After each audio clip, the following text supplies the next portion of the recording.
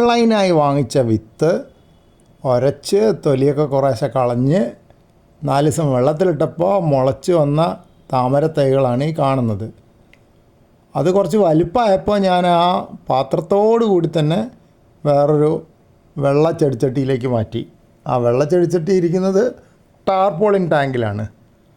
ഉദ്ദേശം എന്താ വെച്ചാൽ താമര കുറച്ച് വലുതാവുന്ന ചെടിയാണല്ലോ, അപ്പോൾ ഈ ചെറിയ പാത്രത്തിൽ വളരേണ്ട കുറച്ചുകൂടെ വലുതാവട്ടെ എന്ന് വിചാരിച്ചാൽ. പക്ഷെ ഇപ്പം നോക്കുമ്പോൾ അതിൽ 3 എണ്ണം ഉള്ളത് ഒരെണ്ണത്തിൻ്റെ തണ്ടിൻ്റെ നിറത്തിന് വ്യത്യാസം വന്നിട്ടുണ്ട്. നിറം മങ്ങി തുടങ്ങിയിട്ടുണ്ട്, ഇലയും നിറം മങ്ങിയിട്ടുണ്ട്.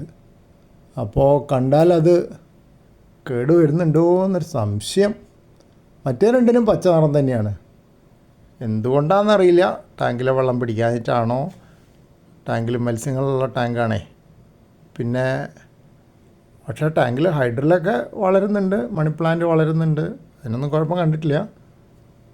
വേറൊരു കാര്യം എന്ന് വെച്ചാൽ ഇവിടെ വെളിച്ചം കുറവാണ്. ടെറസിൽ കവേർഡ് ടെറസാണ്, പക്ഷേ സൈഡിൽ കൂടെയൊക്കെ വെളിച്ചം കിട്ടും. നല്ല ബ്രൈറ്റ് സൺലൈറ്റ് കിട്ടില്ല. നമ്മളെ സൂര്യപ്രകാശം താമരയ്ക്ക് വളരെ പ്രധാനമാണല്ലോ വെപ്പ്. അപ്പോൾ അത്രയും നല്ല ശക്തിയുള്ള സൂര്യപ്രകാശം കിട്ടാൻ നിവൃത്തിയില്ല. അതിന് വേണേൽ മുറ്റത്ത് കൊണ്ട് വളർത്തണം. മുറ്റത്ത് കൊണ്ട് വളർത്താനുള്ള ബുദ്ധിമുട്ട്, മുറ്റത്ത് മീനടക്കം വളർത്തിയാൽ ചിലപ്പോൾ പൂച്ച മീനിനെ പിടിച്ചു കൊണ്ടുപോകും. പിന്നെ ഉള്ളത് മീനില്ലാണ്ട് വളർത്തിയാൽ കൊതുക് കണ്ടമാനം പെരുകും. അല്ലേ പിന്നെ ഒരു നെറ്റൊക്കെ ഇട്ടിട്ട് വളർത്തണം.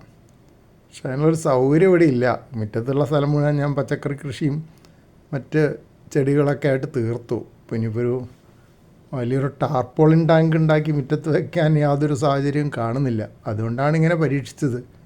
നോക്കട്ടെ.